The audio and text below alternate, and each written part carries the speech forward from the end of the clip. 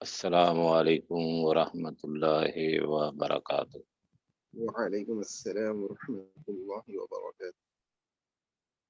الحمد للہ الحمد للہ الذی ہدانا لہذا وما كنا لنهتدی لولا ان هدانا اللہ۔ اعوذ باللہ من الشیطان الرجیم، بسم الله الرحمن الرحيم۔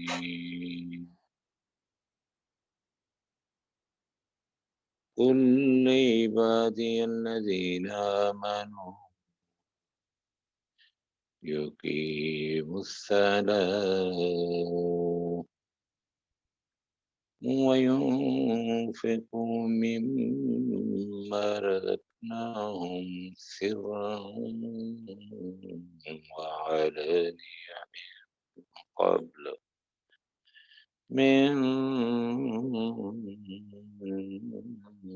قبل أن يأتي يوم لا بيع فيه ولا خلال۔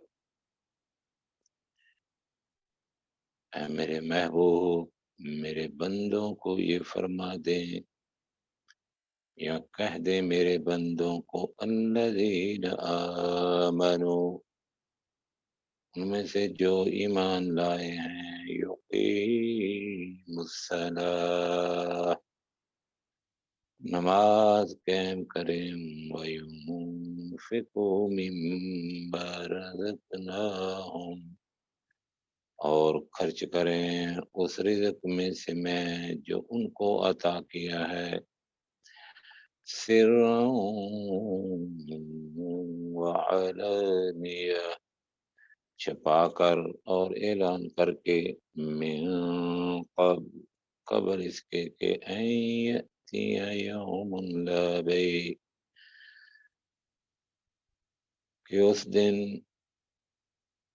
یا وہ دن آئے تم پر جس دن کوئی تجارت نہیں ہوگی اور کوئی رشتہ داری یا محبت کام نہیں آئے گی۔ حمد ثناء اللہ جل شانہ کے لیے، درود و سلام سید الانبیاء امام المرسلین حضرت محمد صلی اللہ علیہ وسلم۔ آیت نمبر 31 سورہ ابراہیم۔ اللہ فرماتے ہیں کہ میرے محبوب، میرے بندوں سے، لعبادی، میرے بندوں سے یہ اعلان کر دو یا ان سے فرما دو جو ان میں سے ایمان لائے ہیں۔ جو قرآن کی فصاحت اور بلاغت دیکھیں کہ اعلان کیا کرو، کہ ان سے فرماؤ کیا، یقیم الصلاۃ، کہ وہ نماز قائم کریں۔ اس لیے نماز کیونکہ عبادت ہے اور شرط رکھ دی کہ اس وقت تک نماز قابل قبول نہیں یا پڑھنے کی ضرورت نہیں جب تک انسان کلمہ گو نہ ہو، مسلمان نہ ہو۔ عیسائی، یہودی، سکھ، ہندو یہ مجرم نماز بھی پڑھیں تو کوئی فائدہ نہیں۔ میں مدنی صاحب سن رہے ہیں نا آپ؟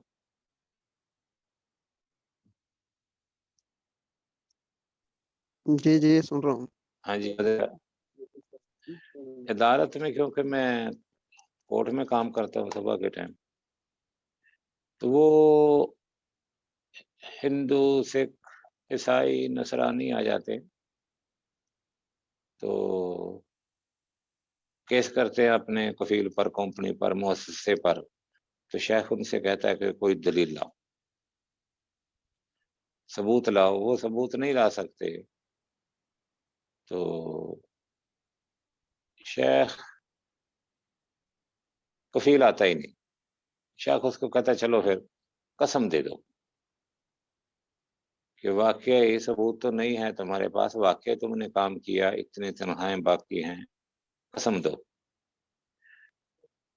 تو میں شیخ سے یہ کہا کر، ہمیشہ جھگڑا ہو جاتا ہے، میں کہتا ہوں شیخ کہ اس نے مرنے کے بعد جھوٹی قسم کی وجہ سے تو جہنم میں نہیں نہ جائے گا۔ یہ تو کفر جو ہے، کفر کے بعد اور کوئی بڑا گناہ نہیں ہے، سب سے بڑا گناہ کفر ہے۔ جو کافر ہے اس کے لیے یہ قسمیں قسمیں، چوری چکاری، یہ سب آسان چیزیں ہیں۔ اس نے تو جہنم میں اور ابدی جہنمی ہے اپنے کفر کی وجہ سے۔ تو اللہ رب العزت نے اس جگہ پر یہ اعلان فرما دیا کہ ان سے کہو نماز کا جو لوگ ایمان لائے ہیں۔ یہ درس توحید والوں کے لیے بھی ہے جناب مدنی صاحب، کہ ایک آدمی قبر پوجا کر رہا ہے، قبر کی پوجا کر رہا ہے، قبر پرستی کر رہا ہے، غیر اللہ کو آوازیں دے رہا ہے، آپ اس سے کہیں نماز پڑھو نماز پڑھو، جس طرح ہمارے تبلیغی بھائی ہیں کہ اب پہلے اس کو عقیدے کی دعوت دینی، جس وقت عقیدہ درست ہو جائے پھر اس کی نمازیں روزے اللہ رب العزت کے ہاں قبول ہوں گے۔ یہاں فرمایا کہ میرے محبوب صرف ان سے کہنا ہے کہ نماز قائم کر لو جو کلمہ پڑھ چکے ہیں۔ ایک، کیونکہ نماز بدنی عبادت ہے، پھر فوراً اس کے بعد فرمایا وَيُنْفِقُوا مِمَّا رَزَقْنَاهُمْ سِرًّا وَعَلَانِيَةً، اور دوسری بات ان سے یہ فرما دو کہ خرچ کرو مما رزقناہم، جو ہم نے ان کو رزق عطا کیا۔ عربی زبان میں لفظ رزق یہ خوراک کے لیے بھی استعمال ہوتا ہے، علم کے لیے بھی استعمال ہوتا ہے۔ ربی رزقنی علم، ربی رزقہ علم، کہ فلاں آدمی کو اللہ نے علم کا رزق عطا کیا۔ ربی رزقہ بنات، اللہ نے اس کو بیٹیوں کا رزق عطا کیا۔ اللہ رب العزت نے فلاں آدمی کو رزقہ اولاد، اولاد کا رزق۔ یہ لفظ رزق عام ہے اور ہر حلال چیز کے لیے ہے۔ کسی کی بیوی بچہ حرام کا پیدا کر دے، اس کو کبھی نہیں کہیں گے کہ ربی رزقہ ولد، کیونکہ وہ حرامی ہے۔ اسی طرح غیر شرعی طریقے سے کمائے ہوئے مال کو بھی رزق نہیں کہیں گے۔ مما رزقناہم، ان کو جو رزق عطا کیا، اس سے مراد وہ ایسا رزق جو حلال طریقے سے کمایا جائے یا کمایا گیا ہو۔ رشوت سے لیا ہوا رزق، کمایا ہوا مال، یہ نہ ہی رزق ہے، نہ ہی اس میں سے صدقہ خیرات کیا ہوا کام آئے گا۔ پھر اس کے بعد اسی طرح سود، رشوت سے نہ ہی کیا ہوا حج عمرہ کام آئے گا، نہ ہی مسکینوں غریبوں کی ہوئی مدد کام آئے گی۔ اور یہ یاد رکھنا کہ جو حلال سے کماتا ہے وہی زکاتیں دیتا ہے، وہی صدقے کرتا ہے۔ جو حرام سے کماتا ہے وہ کبھی نہ زکات دے گا نہ صدقہ دے گا۔ فرمایا رزقناہم سرا وعلانیہ، کہ ظاہری طور پر اور کبھی انسان دیکھے کہ اس میں مصلحت ہے کہ میرے صدقات خیرات دینے کی وجہ سے اور لوگوں کے بھی جذبات تیار ہوں گے، یعنی جذبات میں آ جائیں گے تو اعلانیہ ہیں، لیکن نیت صرف یہ ہو کہ میں نے اپنے رب کریم کو راضی کرنا ہے، اس میں مقصد تقرب الہی ہو۔ اگر مقصد ریاکاری ہو گئی تو یہ بجائے ثواب کے وبال جان بن جائے گا۔ پھر اللہ رب العزت نے ایک دم دوسرا اسلوب پلٹا کہ اس سے قبل کہ نہ ہی اس دن بزنس ہوں گے، تجارتیں ہوں گی، اور نہ ہی دوستیاں ہوں گی، اور نہ ہی رشتے دار کسی کام آئے۔ ایک بات ختم کی۔ اگلی سوچ، اللہ الذی خلق السماوات والارض، اللہ وہ ذات ہے خلق السماوات والارض، جس نے آسمانوں اور زمین کو پیدا کیا، وَأَنزَلَ مِنَ السَّمَاءِ مَاءً، اور اس نے آسمان سے پانی برسایا، بارش کی، فَأَخْرَجَ بِهِ مِنَ الثَّمَرَاتِ رِزْقًا،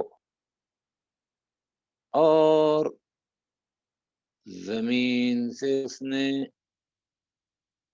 رزق یعنی پھل اور اناج نکالا، بِهِ مِنَ الثَّمَرَاتِ رِزْقًا لَكُمْ، تمہارے لیے اس نے زمین سے رزق نکالا، وَسَخَّرَ لَكُمُ الْفُلْكَ لِتَجْرِيَ فِي الْبَحْرِ، اور اسی طرح اس نے تمہارے تابع کر دی کشتیاں جو سمندر میں چلتی ہیں، بے امرے اس کے حکم کے ساتھ، وَسَخَّرَ لَكُمُ الْأَنْهَارَ، اور اس نے تمہارے تابع کر دیے دریا، وَسَخَّرَ لَكُمُ الشَّمْسَ وَالْقَمَرَ دَائِبَيْنِ، وَسَخَّرَ لَكُمُ اللَّيْلَ وَالنَّهَارَ، اسی طرح اس نے تمہارے تابع کر دیے شمس سورج، والقمر چاند جو برابر چل رہے ہیں، وَسَخَّرَ لَكُمُ اللَّيْلَ وَالنَّهَارَ، اور اسی طرح اس نے رات اور دن کو تمہارے تابع کر دیا۔ اچھا جی مدنی صاحب، اب ہم سوتے ہیں، جاگ رہے ہیں، آپ کے سو رہے ہیں؟ جی شک، یہاں جاگ رہے ہیں فرمایا اللہ شاید، رب جاگ العزت رہے نے ہیں۔ وَأَنزَلَ مِنَ السَّمَاءِ مَاءً، پانی اتارا، اس کو کہتے ہیں بارش کو کہتے ہیں مطر،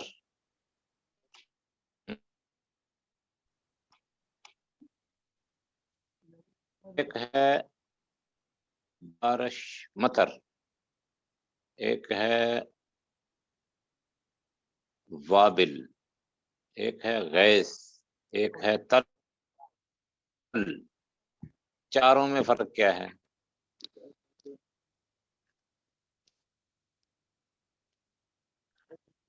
ہاں جی،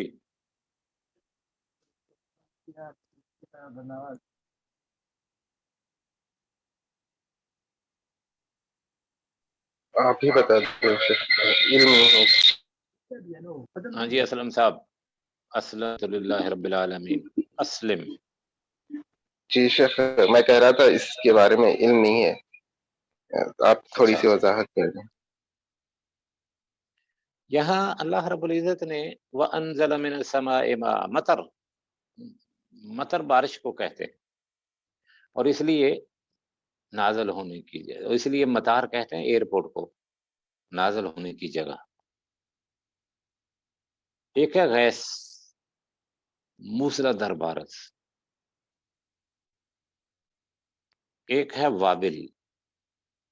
وابل وہ بارش جس میں ہوا بھی ہو، اور ایک ہے تل، بوندا باندی۔ یہ سارے الفاظ قرآن نے استعمال کیے ہیں،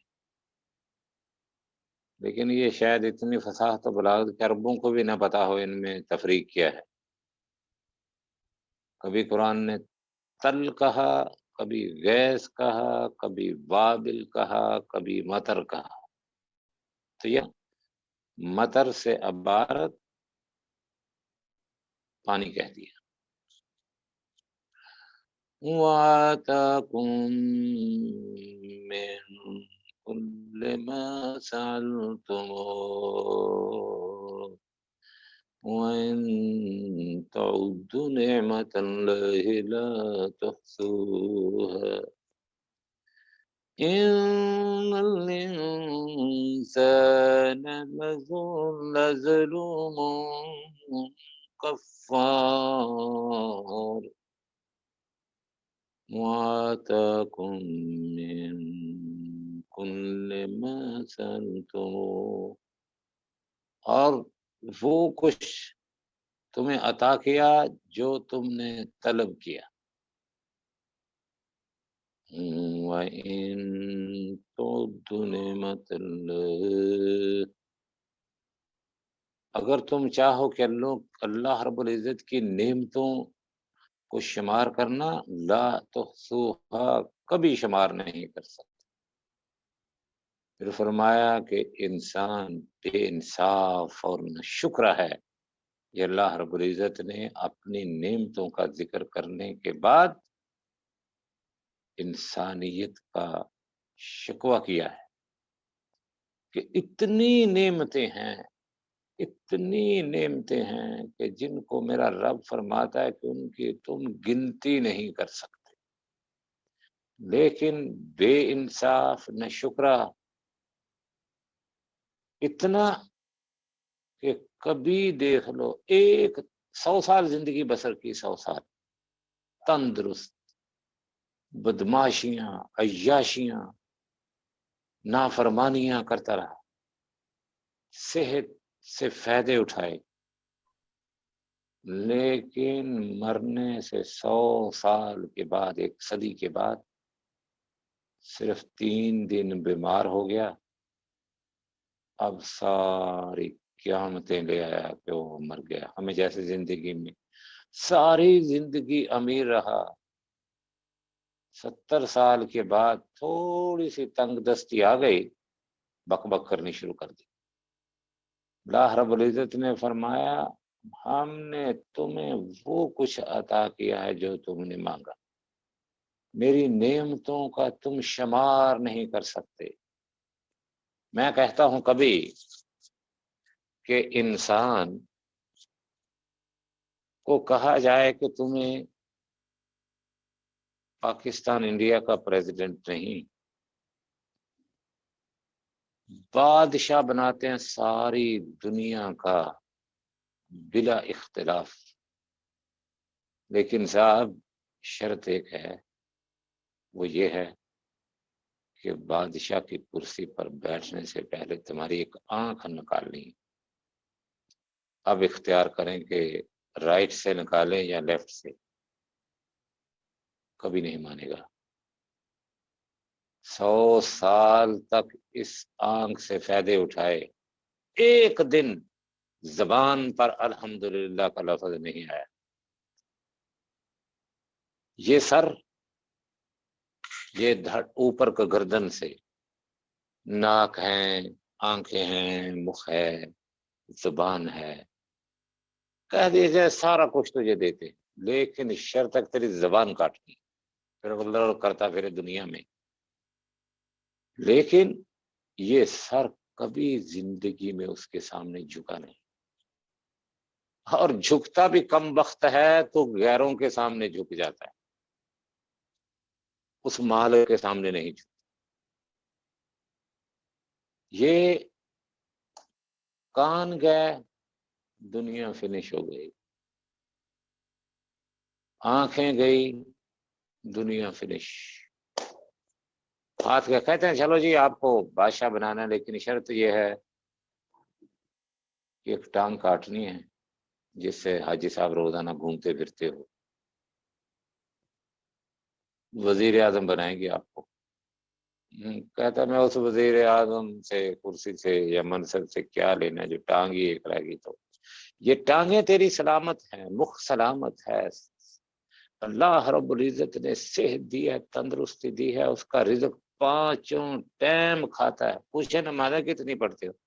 کہہ دیتے ہیں وہ میں ایک تو پڑھ لیتا ہوں، بڑا بہادر بن گیا بھائی، جناب شیخ صاحب ساری نمازیں پڑھتا ہوں، فجر نہیں پڑھ جاتی، داغ نہیں آتی۔ چلو کیا پانچوں ٹائم 24 گھنٹے سانس لیتے ہو، اور اللہ کی ہوا میں کیا ہو، کبھی بجلی کا بل، کبھی بل آیا بجلی کی طرح، 24 گھنٹے کے بعد ایک آدمی آیا، یہ فطورہ آ گیا بھی آپ نے سانس لی ہے، کتنے قدم چلے ہو بھائی، اللہ کی نعمت نکالو ادھر پیسے، کوئی نہیں، لیکن اس کے احکامات بجا لاؤ، مرنے کے بعد بھی عیاشیاں۔ اللہ رب العزت فرماتا ہے تو انسان کم بخت بے انصاف ہے، ناشکر ہے، یہاں تک اپنی نعمتوں کا ذکر کیا، کہیں شکوے کیے، کہیں امر جاری کیے کہ میرے رزق میں سے میرے بندوں کو دو، اور احسان نہ جتلاؤ، کوئی اپنی طرف سے نہیں، میرا رزق میرے بندوں کو دے رہے اور احسان جتلا رہے ہو، یہ نہیں کرنا، احسان جتلاؤ گے تو پکڑ لوں گا۔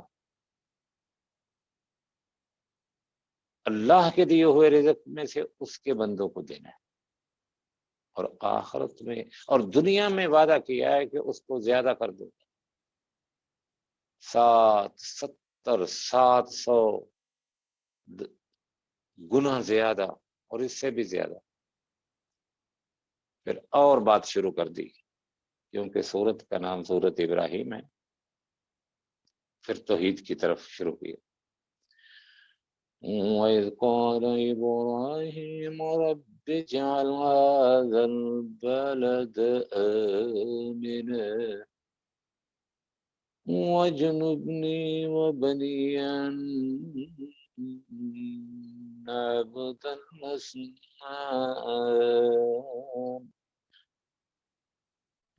وَإِذْ قَالَ إِبْرَاهِيمُ رَبِّ اجْعَلْ هَٰذَا الْبَلَدَ آمِنًا وَاجْنُبْنِي وَبَنِيَّ أَن نَّعْبُدَ الْأَصْنَامَ۔ وہ دن بھی یاد کرو کہ جس دن ابراہیم علیہ السلام نے اپنے رب کے سامنے ہاتھ اٹھائے اور دعا کرتے ہیں، رب اجعل هذا البلد آمنا، کہ اللہ اس شہر کو امن والا بنانا، اور مجھے اور میری اولاد کو بت پرستی سے دور رکھنا، محفوظ فرما لینا، اجتناب کرنے کی توفیق عطا فرما۔ اسنام صنم کی جمع، نسبت اس طرف کی، حالانکہ یہ صنم تو بے زبان ہے، بے روح ہے، لیکن سبب یہ بنے ہیں شرکیات کا، غیر اللہ کی عبادت کا، اس لیے یہ دعا کب کی؟ ابراہیم خلیل اللہ کہتے ہیں کہ جب ابراہیم علیہ السلام نے اپنی بیگم یا بیوی یا زوجہ ہاجرہ کو بیت اللہ کے قریب چھوڑا، تنہائیاں تھی، خلوتیں تھی، شیخ صابونی رحمت اللہ علیہ اپنی کتاب روائل بیان تفسیر کی کتاب ہے، اس میں بہت پیاری منظر کشی کی ہے کس طرح چھوڑا۔ تو کہتے ہیں کہ چھوڑنے کے بعد ابراہیم علیہ السلام جب شام سے چل کر آئے، اتنی نیک بخت خاتون کہ سارے رستے میں یہ نہیں پوچھا کہ خلیل اللہ کہاں جا رہے، چلتے گئے چلتے گئے۔ آپ اندازہ کریں کہ اس دور کی بیوی ہوتی اتنا لمبا سفر، راستے میں ایک دفعہ بھی نہ سوچتی کہ کدھر جا رہے ہو جناب، نہیں پوچھا، چلتے گئے۔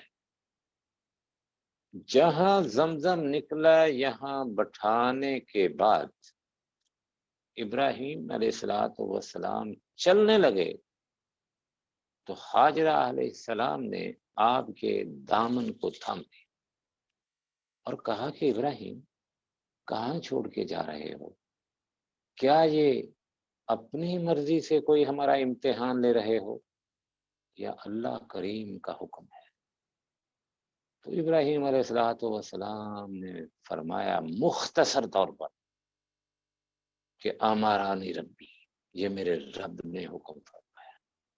شیخ صابونی کہتے ہیں کہ لمبی گفتگو نہ کی، کہیں لمبی گفتگو بھی نافرمانی میں شمار نہ ہو جائے اور کہیں لمبی گفتگو بھی بیٹے اور بیوی کی محبت غالب آنے کا سبب نہ ہو۔ ایسی جگہ پر چھوڑا جہاں کوئی انیس نہیں تھا، سمیر نہیں تھا۔ شیخ صابونی کہتے ہیں انیس کہتے ہیں محبت کرنے والے کو، اور سمیر کہتے ہیں دل لگانے والی کہانیوں اور قصوں کو۔ کہتے ہیں کوئی نہیں تھا، اور ایسی جگہ پر چھوڑنے کے بعد جہاں درندوں کے، وہ درندے انسانوں میں سے ہو یا حیوانوں میں سے، ان کا خطرہ لاحق ہو سکتا ہے۔ اس وقت چلے جاتے ہیں، جا کے پہاڑوں کے دامن میں جب نظر پڑتی تو اب ذرا اگر بیوی ہے یا بچہ ہے، یہ شعور ذرا دیکھنا، تنہائیاں ہیں، غربت ہے، پردیس ہے، اس پہاڑوں کے دامن میں سے جا کے جب نظر پڑتی ہے بیوی پر، بچے پر، دعا کرتے ہیں۔ شیخ امام ابن کثیر رحمت اللہ علیہ کہتے ہیں اس وقت کی، وَإِذْ قَالَ إِبْرَاهِيمُ رَبِّ اجْعَلْ هَٰذَا الْبَلَدَ آمِنًا۔ ابراہیم علیہ السلام نے اپنے رب سے التجا کی کہ میرے رب اس گھر کو، اس شہر کو امن والا بنانا۔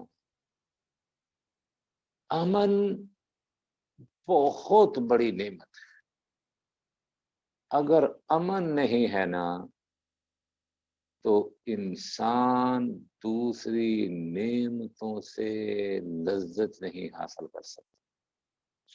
ہمارے ملکوں میں سب سے بڑی پرابلم بد امنی ہے، اور یہ ان کی مخ میں بات آتی نہیں، یا لانا ہی نہیں چاہتے یا مخ میں بات آتی نہیں۔ مجھے یہ بتائیں کہ ایک آدمی کے گھر میں پیسے ہیں، سونا ہے، اور یہ جو لوٹ مار کا بازار گرم ہے، اس کو نیند کیسے آ جائے؟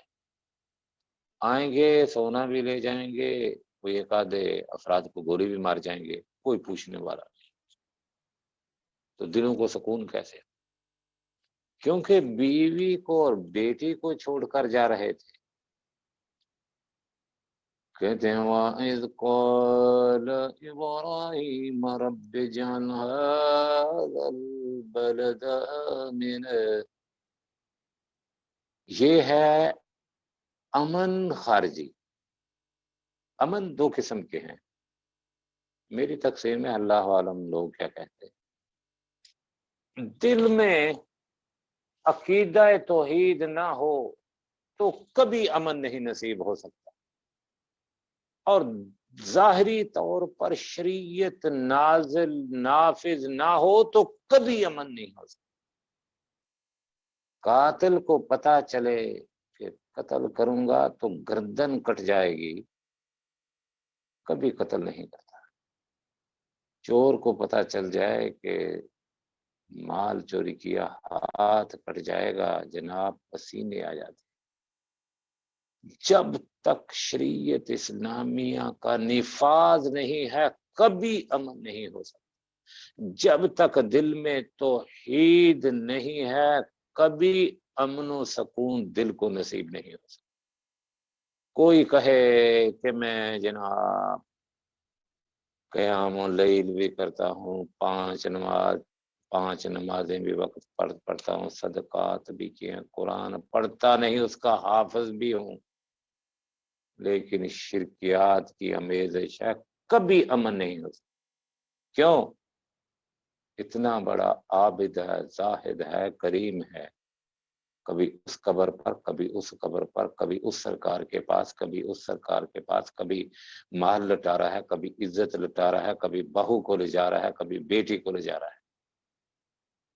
قطعاً اگر شریعت اسلامیہ کا نفاذ نہیں تو ظاہری امن نہیں، اگر توحید دل میں نہیں تو داخلی امن نہیں.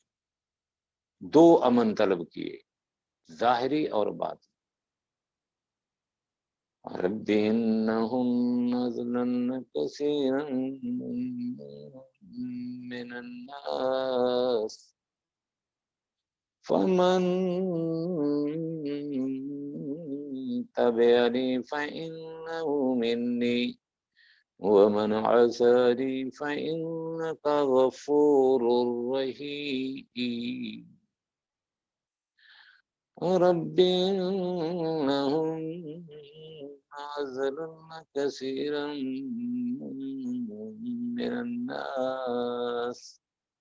اے میرے رب، ان بتوں نے یا ان بتوں کے سبب کثیر بے شمار لوگ گمراہ ہو گئے، لیکن میرے مالک فمن تبعنی فإنہ منی، جس نے میری بات کو تسلیم کیا میرے مالک اور میری شریعت پر چلا، میری اطاعت کی، وہ مجھ سے ہے.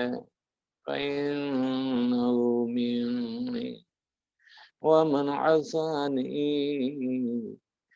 جس نے میری نافرمانی کی، فإنک غفور رحیم، اے میرے مالک تو غفور ہے جس نے نافرمانی کی، اگر تو اس کے گناہوں کو معاف فرما دے تو تجھے کوئی پوچھنے والا نہیں. فإنک غفور رحیم. آگے جو دعا کی ہے حافظ ابن کثیر رحمۃ اللہ علیہ کہتے ہیں کہ یہ دعا بیت اللہ کو تعمیر کرنے کے بعد کی. کہتے ہیں ربنا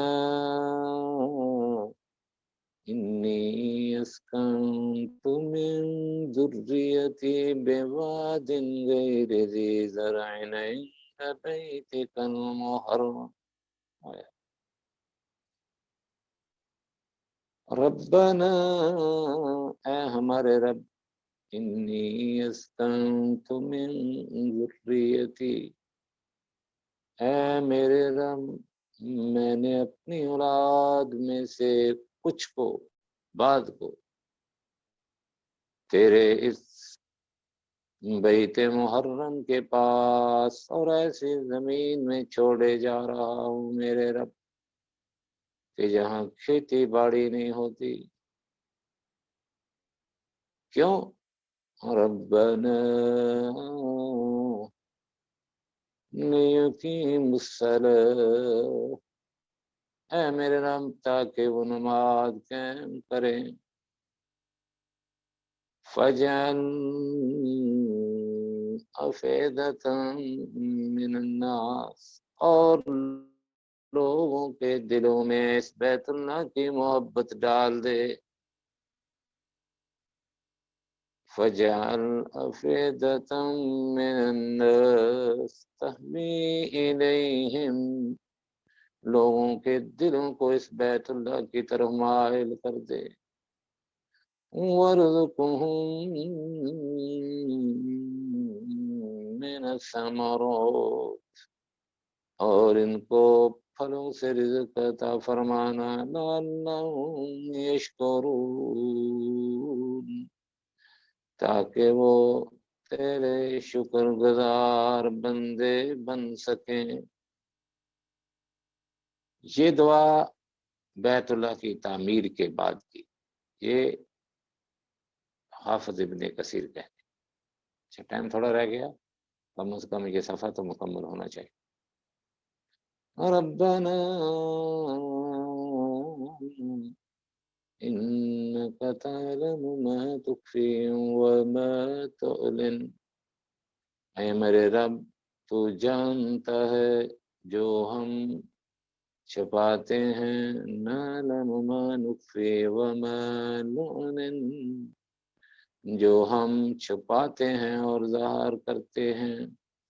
وما يخفى على الله من شيء في الأرض ولا في السماء.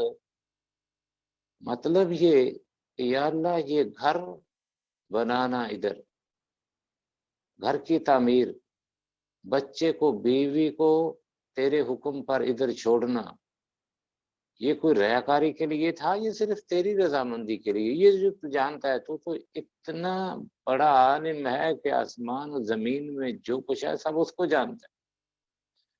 تو کہتے ہیں الحمدللہ الذی وہب لی علی الکبر اسماعیل و اسحاق ان ربی لسمیع الدعاء. سب تعریفیں حمدیں اس اللہ کے لیے ہیں جس نے مجھے بڑے پے میں اسماعیل اور اسحاق جیسے الان بیٹے عطا فرمائے. ان ربی لسمیع الدعاء، میرا رب وہ ہے جو دعاؤں کو سننے والا ہے.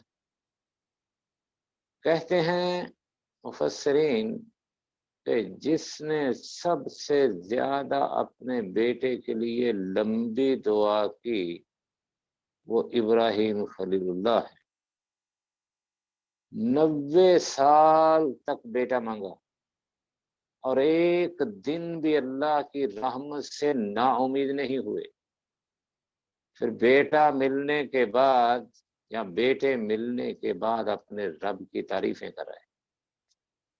اور بعض مفسرین یا بنی اسرائیل کے روایات سے یہ ثابت ہے کہ ابراہیم علیہ السلام کے 8 بیٹے تھے، ان میں سے 2 نے شہرت حاصل کی، اسماعیل و اسحاق. پھر یہ بات کہہ دی آیت کے آخر میں، میرے رب تیرے شکر ادا کرتا ہوں کہ تم نے بڑھیپا میں جب آ جائے، غالب ہو جائے، بچے نہیں ہوا کرتے، بچے تو جوانی میں ہوتے ہیں، تو نے مجھے بڑھیپے میں عطا کیے، اس لیے میں تیرا شکر ادا کرتا ہوں. اور لوگوں کو یہ پیغام دے رہا ہوں کہ میرا رب دعاؤں کو سننے والا اور شرف قبولیت بخشنے والا ہے. اور دعا میں قبولیت میں یہ شرط بھی ہے کہ اللہ کی رحمت سے نا امید نہیں ہونا، کہ 2 دن مانگنے کے بعد کہے ہمیں تو ملتا ہی نہیں، ہماری سنتا ہی نہیں، قطعاً یہ کفریہ لفظ نہیں کہنا۔ رب اجعلنی مقیم الصلاۃ ومن ذریتی ربنا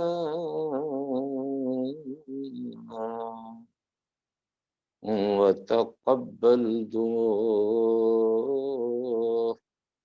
اے میرے رب کر دے مجھے، رب جعلنی کر دے مجھے کہ میں تیری نماز قائم کروں، اور توفیق دے میری اولاد کو نماز پڑھنے کی، اور میرے رب ربنا وتقبل دعاء، اے رب میری التجا اور میری دعا کو شرف قبولیت بخش، ربنا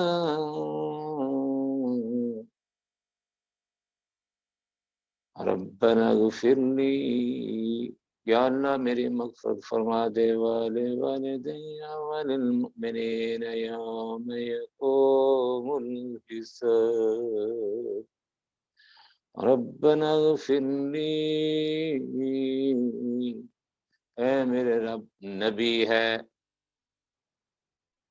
زندگی کو اپنے رب کی رضا پر قربان کر دینے والا، کہیں نمرود کے دربار میں کلمہ توحید بیان کرنے والا، کہیں اللہ رب العزت کی رضا کے لیے والد کو چھوڑ دینے والا، کہیں اپنی بیوی اور بچے کو صحراؤں میں اللہ کے حکم کی خاطر چھوڑ دینے والا، کہیں اپنے بیٹے کی گردن پر اللہ کے حکم کو بجا لاتے ہوئے چھری چلانے والا، لیکن اس کے باوجود اپنے رب کے سامنے التجا کر رہا، ربنا اغفر لی، ربنا اغفر لی، اللہ کے حکم سے بیت اللہ کی تعمیر کرنے والا،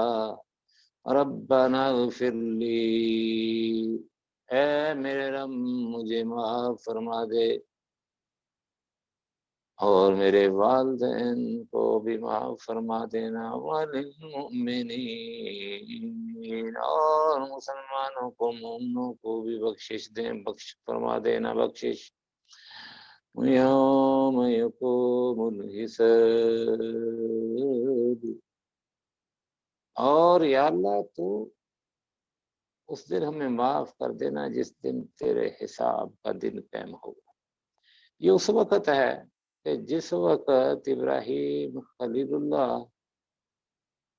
کو بھی پتہ نہیں چلا تھا کہ میرا والد مشرک اور اللہ کا دشمن ہے۔ سورۃ توبہ آیت نمبر 114 میں اس طرف جائیں گے تو ٹائم لمبا ہو جائے گا، اللہ رب العزت نے منع فرما دیا کہ تیرا باپ مجرم ہے اور اس کے مشرک کے متعلق مواحد دعا نہیں کر سکتا۔ آدمی کو پتہ چل جائے ظاہراً یہ آدمی مشرک تھا، مر گیا، بے شک وہ کلمہ گو بھی ہو، اس کو اللہ بخشے نہیں کہنا، اس کی قبر پر جا کے اس لیے مغفرت کی دعا نہیں کرنا، مشرک کے لیے دعا نہیں کرنا بھائی۔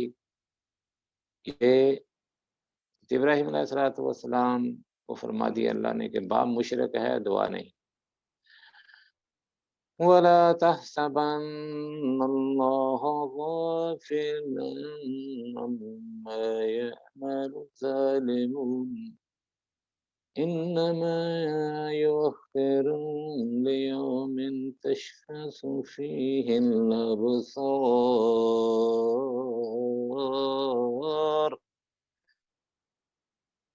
وَلَا تَحْسَبَنَّ اللَّهَ، یہ گمان نہ کرو کہ اللہ غافل ہے جو کچھ تم کر رہے ہو۔ ظالم، ظلم اور ظالم، ظلم شرک کو بھی کہتے ہیں اور ظالم شرک کرنے والوں کو بھی کہتے ہیں۔ شرک ظلم ہے کیا کہ وضع شیء فی غیر محلہ، کسی چیز کو اس کی غیر مناسب جگہ پر رکھ دینا ظلم کہتے ہیں۔ ہر ظلم کرنے والا، فرمایا کہ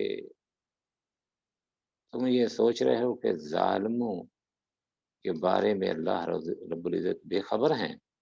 اللہ رب العزت سب خبریں رکھتے ہیں کہ ظالم کیا کر رہے ہیں، لیکن ان کے اس معاملے کو اس دن پر مؤخر کر دیا کہ جس دن آنکھیں پتھر ہو جائیں گی، پھٹی کی پھٹی رہ جائیں گی۔ کیوں؟ کہ وہ سوچتے ہیں کہ جنت شاید ان کے باپ کی ملکیت ہے، یا جو کچھ ہم کر رہے ہیں کسی کو پتہ ہی نہیں چل رہا۔ یہ سارا اللہ رب العزت کو علم ہے کیا کر رہے ہیں۔ اس دن پتہ چلے گا تمہاری کرتوتوں کا، جس دن آنکھیں پتھر ہو جائیں گی، غم سے، پریشانی سے اور حیرت انگیزی سے کہ سوچا کیا بنا کیا۔